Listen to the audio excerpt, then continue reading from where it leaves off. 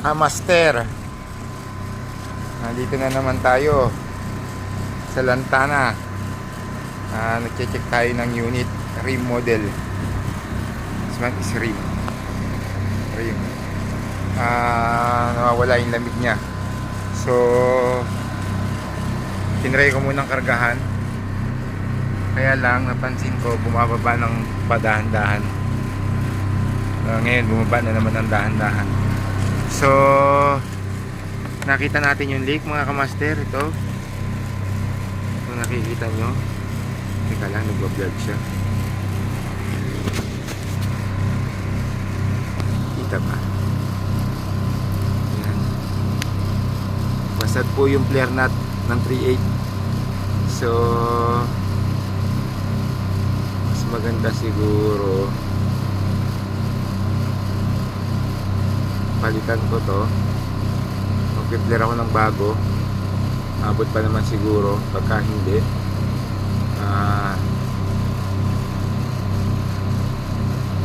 hindi, tatanggalin ko na to. Ihihinan ko na to dito. Didiretso ko na siya. Natanggalin na natin tong side glass. Pagputol ko dito, hindi na umabot to, pero sa tingin ko aabot pa siya. Putulin ko to, tatanggalin ko na yung side glass. Or magpuputol ako dito, putulin ko to dito, mag-flare ako ng bago. Isa lang naman lang may basag sa kanya. Kung nakikita nyo, ayan, basag siya. Ayan. Diba? Ayan, bumubula siya. So basag yung flare nut nya. So pa-pump down muna natin siya.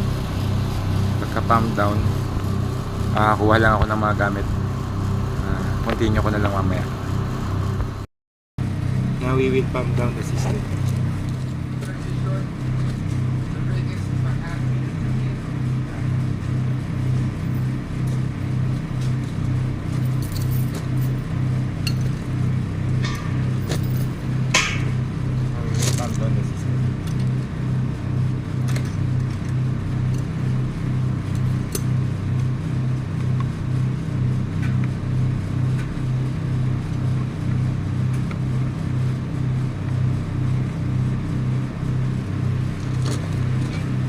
Wait.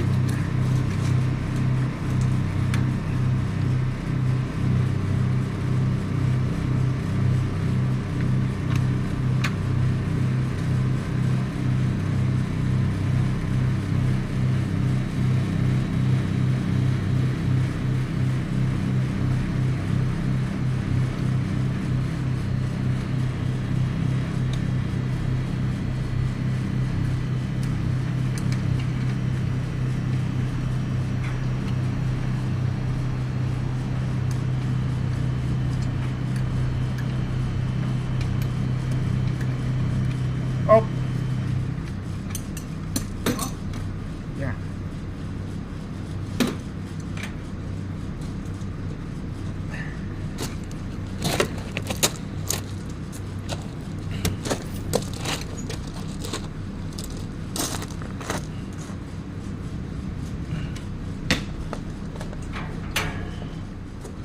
I will try.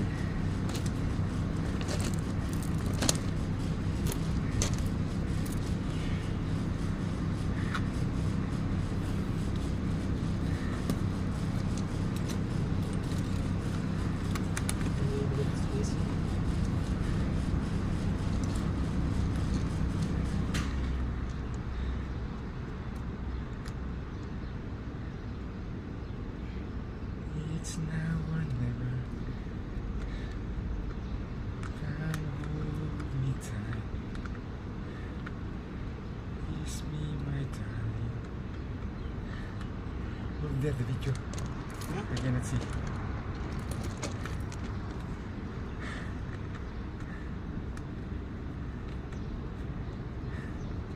Tomorrow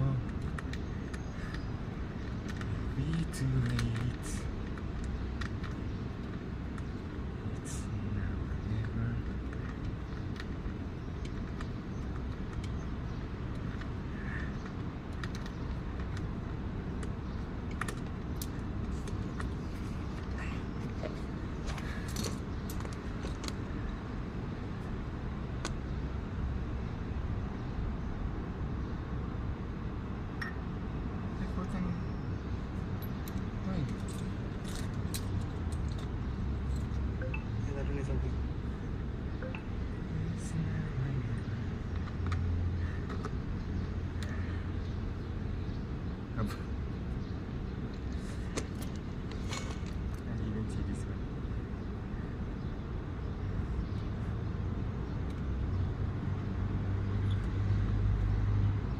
soldier.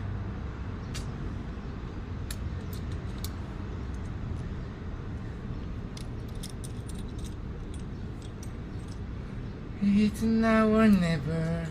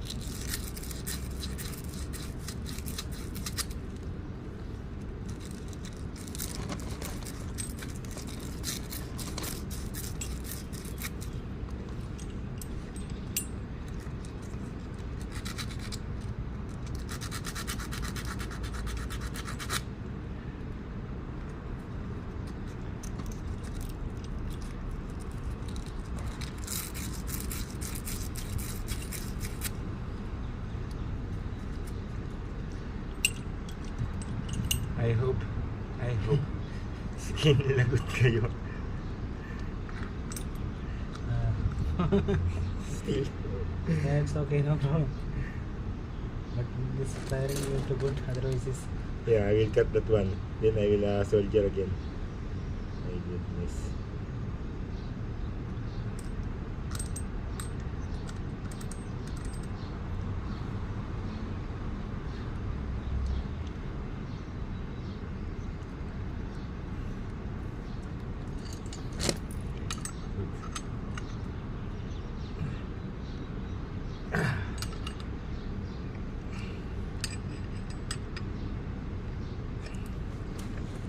It's now or never.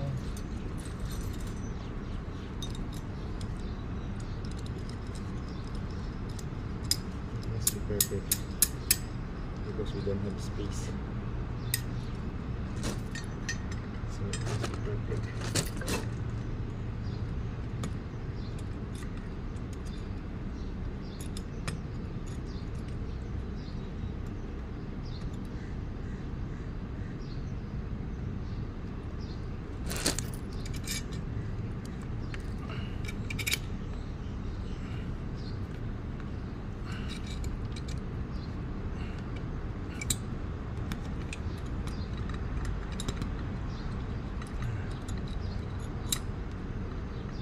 Double time.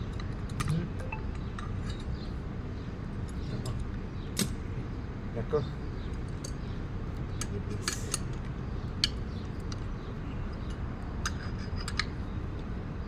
Tighting. This side, this side.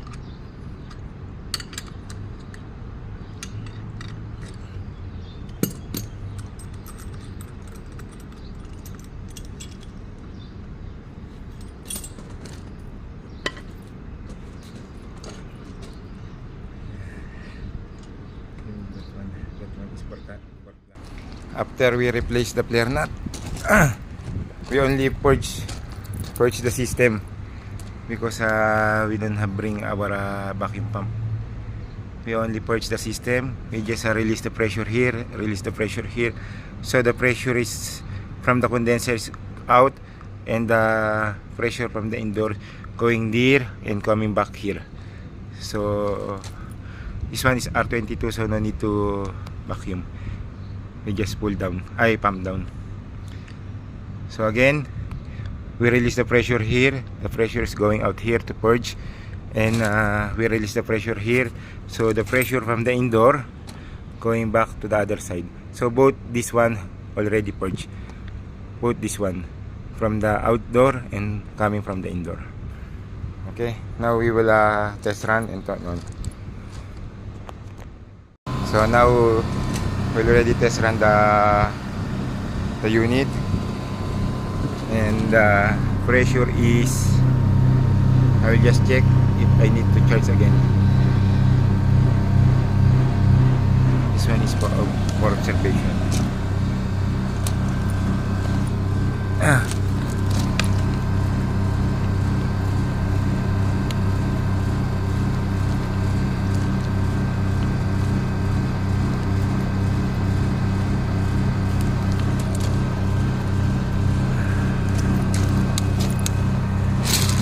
As you can see, there's no more leak.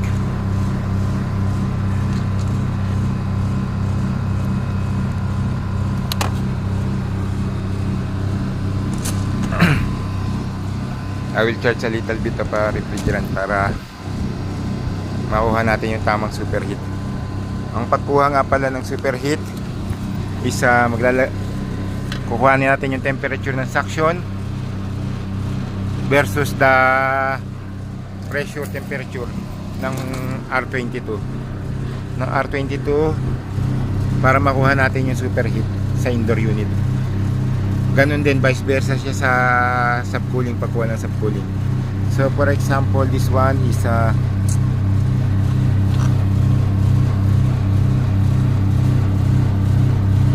where is our thing?